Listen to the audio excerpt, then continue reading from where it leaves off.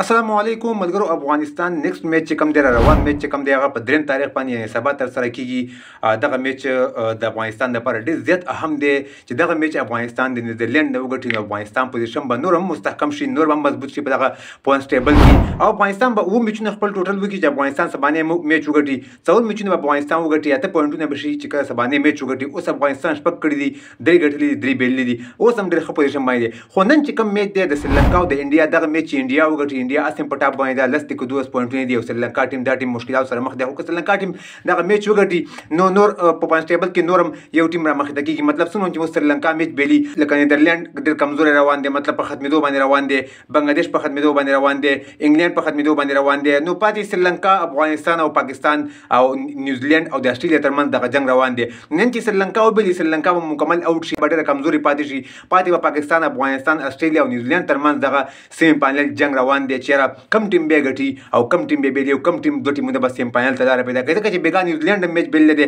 دغه میچ هم افغانستان او پاکستان ته ډېره زیاته فایده ورکړله. ساوث افریقا او نیوزیلند دا ټیم په ټاپ باندې دي، نیدرلند، بنګلادیش او انګلند دا ټیم په آخري مراحلو کې دي، په ختمېدو په مراحلو کې افغانستان، پاکستان، استرالیا او نیوزیلند. د دې څلورو ټیمونو ترمنځ ډېر سخت کشمکش روان دی چې کم ټیم به ګټي، کم دوه ټیمونه به وځي.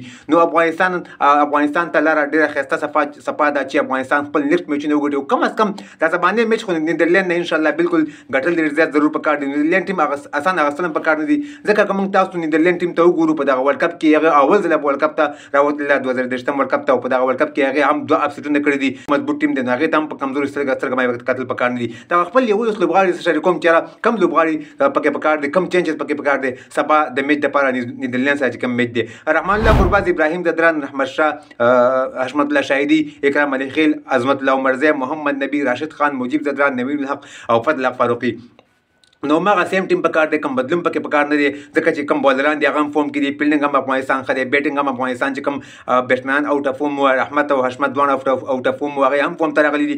نو افغانستان که اولنی بیټینګ چې ته وکړي کم از کم افغانستان له نیدرلند خلاف، ځکه چې نیدرلند بیټینګ ته که موږ وګورو، بوین ته موږ وګورو، نو هغه هم په دې ورلډ کپ کې ډېر ښه روان دی. نو کم از کم 280 290 300 پورې سکور پکار دی، چې 2.5 نه بره سکور وشي. او که چې ته نیدرلند اولنی بیټینګ وکړي نو افغانستان ټیم له پکار دی، افغانستان بولینګ مضبوط دی، سپین بولینګ خاص کر نیدرلند کم از کم د 200 نه تر 2.5 سکور پورې، لکه څنګه چې سریلانکا وکړله په دغه هدف کې اوټ کول پکار دی، او افغانستان بیا دغه سکور انشاءالله په اسانۍ سره جز کولی شي. نو دغه د نیدرلند او د افغانستان د میچ په اړه باندې اعلان غونډې کې نظر چې موږ تاسو سره شریک کړو. د افغانستان د بریا په هیله باندې دعاګانې کوئ ملګرو چې افغانستان سبانې میچ وګټي، د افغانستان پوزیشن به ډېر زیات ښه شي، په دغه ورلډ کپ کې 8 پوینټونه بشي. نو دعاګانې به ډېرې کوو د افغانستان د بریا په هیله باندې. دغه ویډیو لایک هم کړئ او نور ملګرو سره ضرور شیر کړئ د افغانستان د بریا په هیله. نور ښه وخت ولرئ، د الله په امان.